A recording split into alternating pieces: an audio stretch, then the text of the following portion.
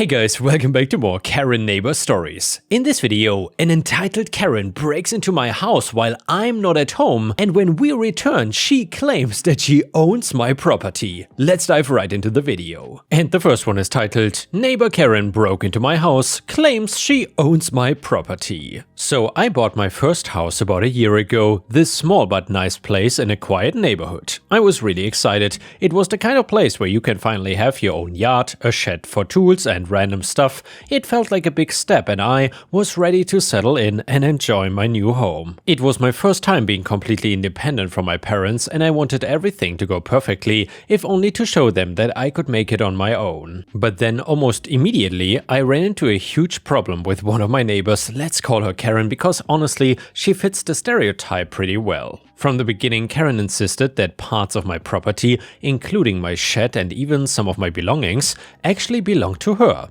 At first, it seemed like a weird misunderstanding. She showed me this old, faded property survey from the 1970s that she claimed was more accurate than my current deed. According to her interpretation of this document, the property line ran differently than what my recent survey showed, which would mean that a good chunk of my yard and my entire shed supposedly belonged to her family. I showed her the official deed and county survey from when I bought the house, but she insisted that there had been some kind of error or that the previous owners had illegally moved the boundary markers. At first, I tried to just let it slide. I thought maybe she was confused or genuinely believed there was a surveying error and that if I just ignored it, she would eventually realize she was wrong or maybe get her own survey done to settle it. But no, I was dead wrong. Almost every time I was outside working or even just enjoying my yard, Karen would come out to remind me that I was on disputed property. She would say things like, "That shed might have been built on what used to be our land." Or, "You should really get that boundary checked professionally." It got annoying, especially because she would also make comments about some of my outdoor equipment, suggesting it might have been left there by previous owners and could technically belong to her family. Over the next few months, the occasional comments turned into more persistent arguments. Karen would approach me while I was doing yard work to debate property lines.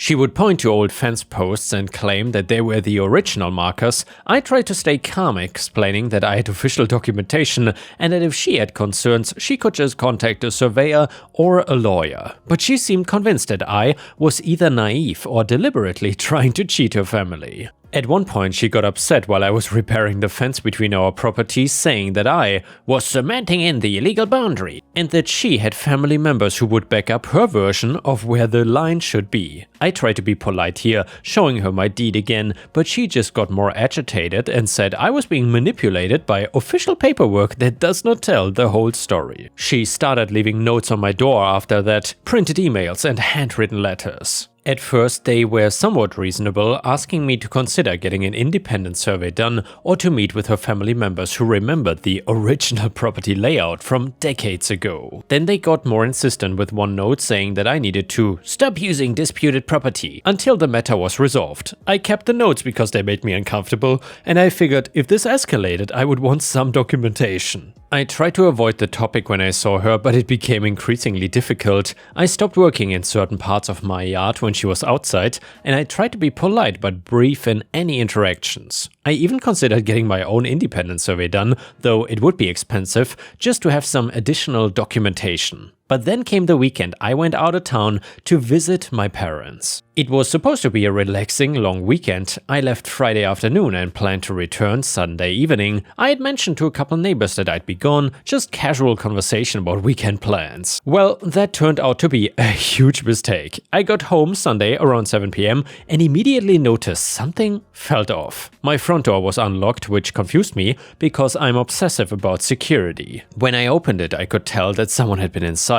Not everything was obviously disturbed, but small things were out of place. A kitchen drawer was slightly open, some papers on my desk were not how I had left them, and it looked like someone had gone through my mail. The really strange part was that nothing valuable seemed to be missing. My TV, laptop and other electronics were untouched, but some random things were gone. A few kitchen items, some mail and paperwork, my spare keys that I kept in a drawer. It felt like someone had been looking for specific documents rather than trying to steal anything expensive. When I went outside to check my shed, I found that the lock had been broken and the door was hanging open too. Some of my tools were missing, along with my lawnmower and a few other items. There were some drag marks in the dirt leading towards the fence line with Karen's property.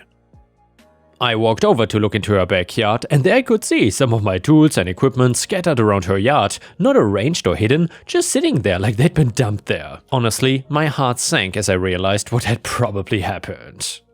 It looked like Karen had decided to retrieve what she considered her family's property while I was away. I felt violated. Someone had been inside my house going through my personal belongings and paperwork, so I called the police right away. While I waited for them to arrive, I took pictures of everything: the broken shed lock, the drag marks, the items I could see in Karen's yard, and the evidence that someone had searched through my house. I also gathered up those notes that she had been leaving for me. When the officers arrived, I explained the ongoing property dispute and showed them the evidence of the break-in. They could see the forced entry at the shed and the trail of disturbed ground leading to Karen's property as well. I gave them copies of my deed and survey to establish ownership and showed them Karen's notes about the property dispute. The officers went to question Karen. I watched from my yard as she answered the door and had what looked like a heated conversation with them. The officer said, "She admits that she took the items from your shed. She claims they were on property that belongs to her family and that she was retrieving them while you were away to avoid confrontation. She also says that she entered your house to look for documents that would prove her family's ownership of the land." The officer explained that regardless of any property dispute,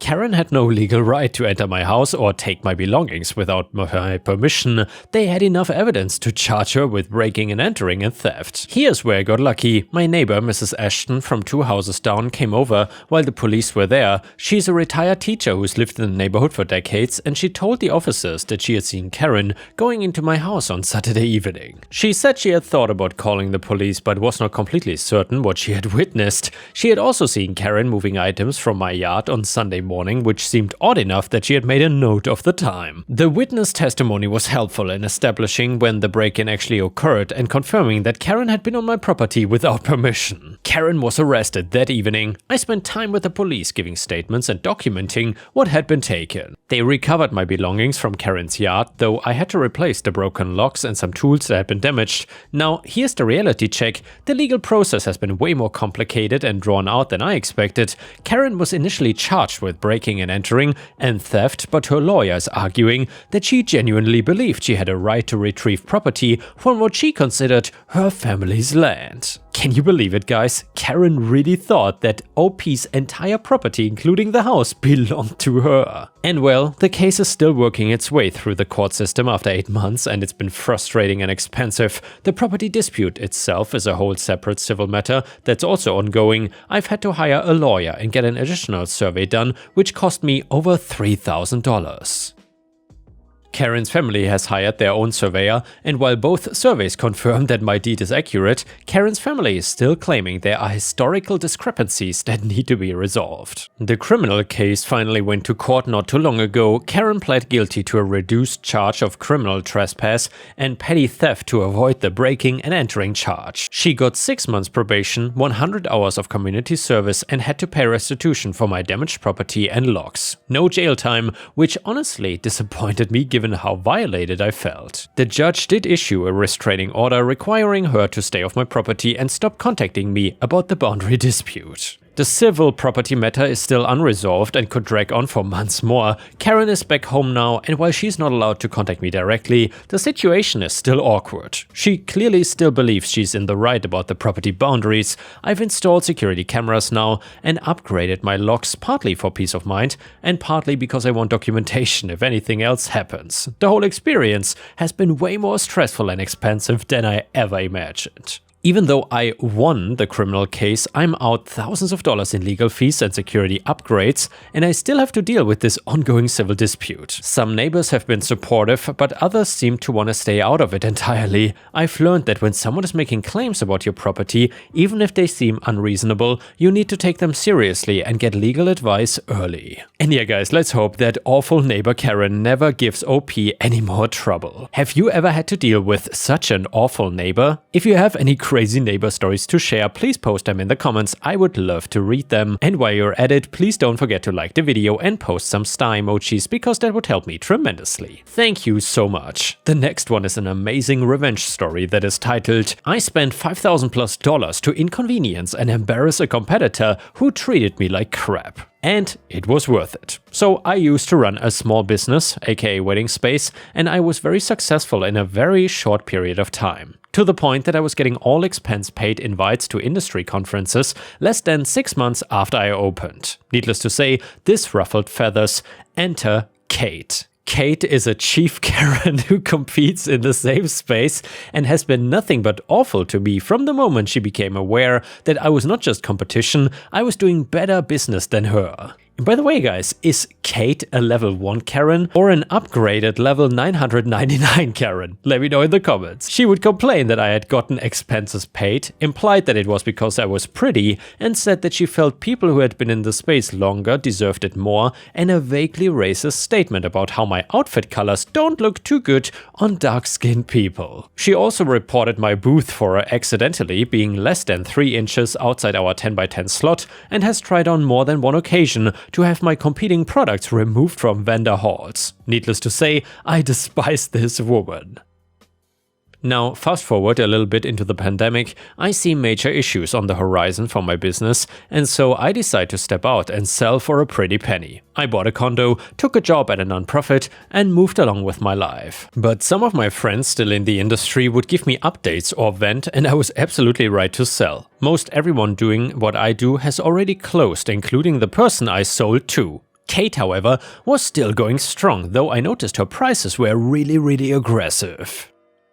My friend then showed me screenshots that Kate had bragged privately about claiming to be unemployed/disabled by using her longtime partner as a cover for her business, then dropping prices below what other sellers could do because she was double dipping. This really made me angry. I have a mobility disability and I felt horrible for the people she was running out of business by pricing so low. So I of course reported to her, but nothing seemed to come of that. Then one of the biggest conferences of our local industry came up on my calendar. This conference costs $8,000 to $10,000 to vend at, and many vendors make 50% of their yearly income from this one event. My friend runs the vending hall, so I asked her to place me right next to Kate. Now, when I left the industry, I still had great contacts on the manufacturing side because I speak Chinese fairly well. I found the manufacturer for Kate's top-selling items and ordered a sizable inventory to take with me to the conference. I priced them at cost and made ginormous signs about inventory liquidation and created these super aggressive bundle deals that made it nearly impossible for her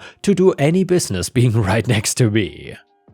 I could see her over there fuming, and she did try to come over and complain, but our booth was too busy to even entertain her obnoxious huffing and puffing. She closed her shop last week. I lost about $5,000 doing this, but I got a lot of people deals on packages and items that they never thought they could afford for their special day, and it was honestly fun to help people out, especially at her expense. And yeah guys, correct me if I'm wrong, but this story is way too satisfying for petty revenge. I would say this borders on pro revenge. And because it was so awesome, let's read another petty revenge story. This one is titled, Oh, but that's not a parking spot. So I think this is the most petty I've ever been, and no need to ask if I was the a-hole, because I totally was. But it tickled me and a few others. So this happened a few weeks back and still makes my friends I have made laugh about it. I do deliveries around our town, and as such I need gas to do so. There's one gas station I hit up every morning before work because the gas is cheapest. It is on my route to work and it has a better selection of breakfast snacks and drinks than the others around it. Since I've been stopping off there a minimum of 3 times a week for the last 6 years, I've gotten to know the owner and a few of the longtime staff there. They are all good people and treat me nicer than normal employees do, so I try to treat them with as much respect as I possibly can.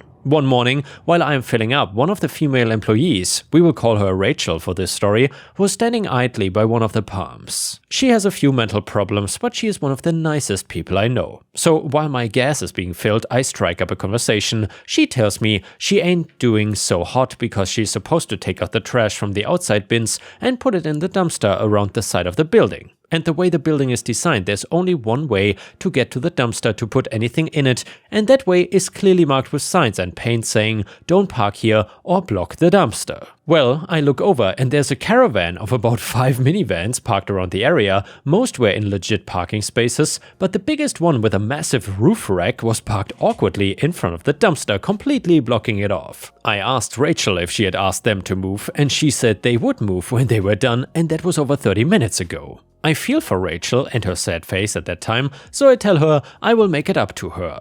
After getting the nozzle put back up and got my car ready, I drove over to where the van was parked and parked my car in the first open parking spot behind it, effectively completely blocking it in. I get out of my car and walk about 5 steps away when a screeching Karen pokes her head out of the front window of the van. "Hey, can you move your car? I'm parked here." Me, "Oh, but that's not a parking spot." Her, "Well, yeah, that's why I'm trying to get out of it." Me, "Okay, but hold on.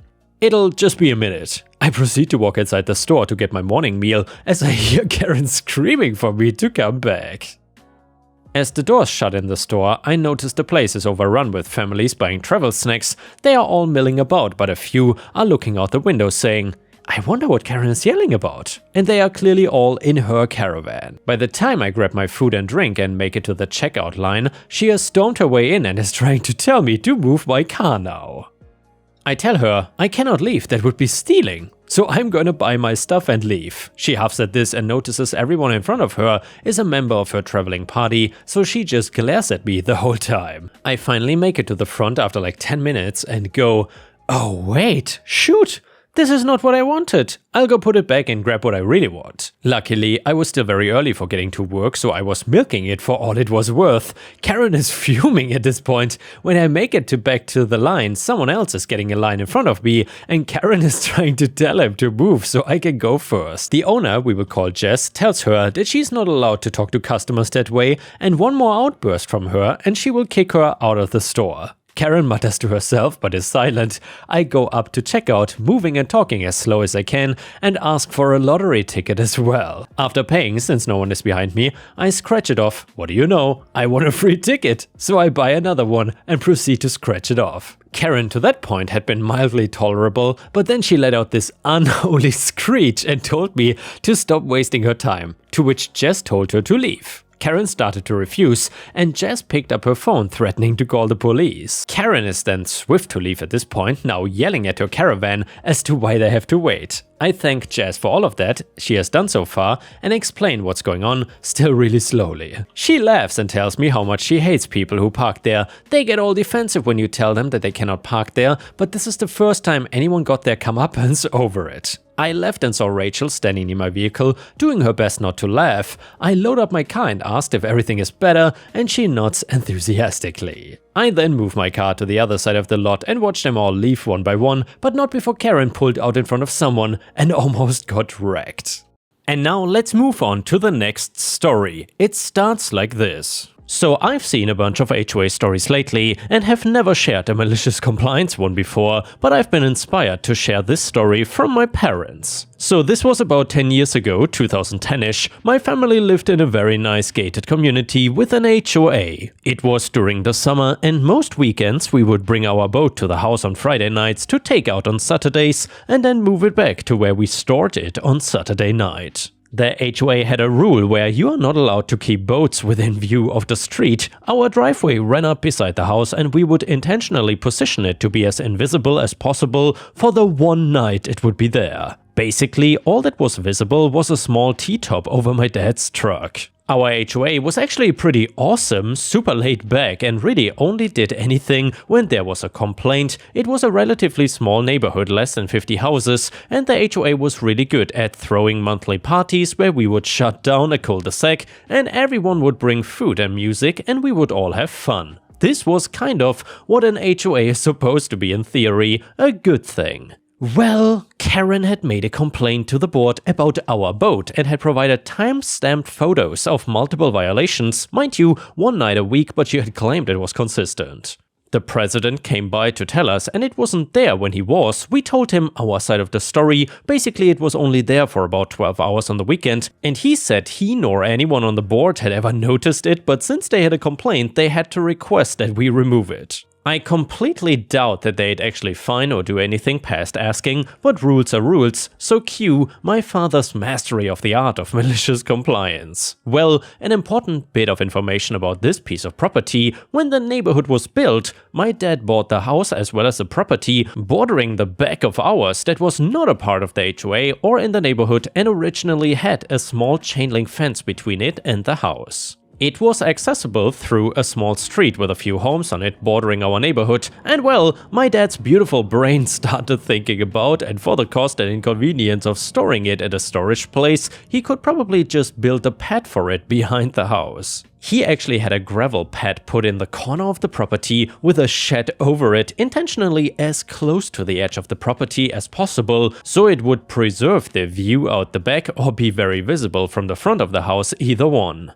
There wasn't any real backlash about it, and apparently Karen had brought it up again, and the board politely informed her that they had no control over that property, and I think she admitted defeat. The board actually found it pretty funny and never had any other issues with them. Karen moved about a year later and my parents moved about 2 years ago. Loved the neighborhood though, genuinely a positive HOA experience, just an annoying Karen to make life inconvenient. And yeah, ripe stars, the thing about these stories is that obviously not every single HOA in the world is as terrible as most of these HOAs in our stories. However, it does seem like that HOAs do attract these damn entitled Karens that can certainly make your life super difficult if they want to. So even if the management is fine like an OP's HOA, there's still a good chance that you will end up with a horrible Karen neighbor. And the next one is gonna be an amazing petty revenge story. This one is titled, "My coworker kept stealing my pens, so I swapped them out. So I used to leave a few pens on my desk, but they always seemed to vanish. At first I thought maybe I was just being careless, but then I noticed one of my coworkers always had the exact same pens that I bought. Instead of calling him out directly, I decided to make things a little more interesting. I bought a pack of disappearing ink pens and left them in the usual spot.